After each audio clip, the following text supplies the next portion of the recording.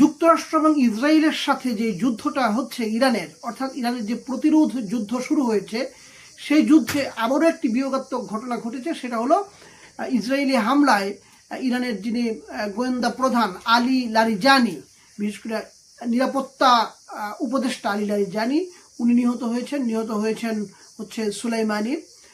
তো এই দুইজন শীর্ষ কর্মকর্তা নিহত হওয়ার পরে আরও শীর্ষ কর্মকর্তাদের দিকে কিন্তু তাক করে আছে ইসরায়েল।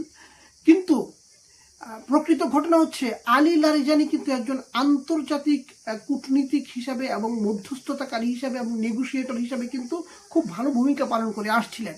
এবং উনি বিশেষ করে ইরানের যে কট্টরবাদী মানে যেই মনোভাব, সেটা থেকে একটু উদারনৈতিকভাবে নিয়ে আসা, যেটা পাশ্চাত্যের সাথে একটু স্ট্যান্ডার্ডের ফর্মুলায় নিয়ে আসার জন্য উনি কিন্তু মধ্যস্থতার ভালো ভূমিকা পালন করছিলেন। এখন উনাকে হত্যাকাণ্ডের মধ্য দিয়ে যেটা হলো যে ইরানে কিন্তু এখন কট্টরপন্থাটা আরো বেশি মানে ঝেঁকে বসবে। বিশেষ করে ইরানের নিরাপত্তা খাতে, গোয়েন্দা খাতে এখন কট্টরপন্থীরা আরো বেশি শক্তিশালী হবে।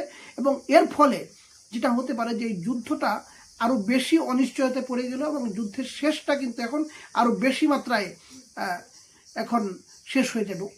অপরদিকে কিন্তু অস্ট্রেলিয়ার একজন উপদেষ্টা বলেছেন যে পাল্টা হামলা যেগুলো ইরান করছে সেগুলো কিন্তু খুব সুনির্দিষ্ট লক্ষ্য হাসিল করতে পারছে না, মানে একটা এলোমেলো অবস্থার মধ্যেই আছে। কিন্তু সবকিছু মিলিয়ে এখন ইরানের যুদ্ধটা অনেক বেশি দীর্ঘায়িত হবে বলে আশা করা যাচ্ছে।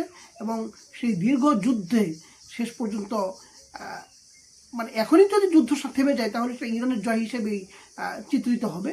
এবং সেই দীর্ঘ যুদ্ধ শেষে এসে আসলে কে জয়লাভ করবে আর কে চূড়ান্তভাবে আত্মসমর্পণ করবে সেটা দেখার জন্য আমাদেরকে অপেক্ষা করতে হবে।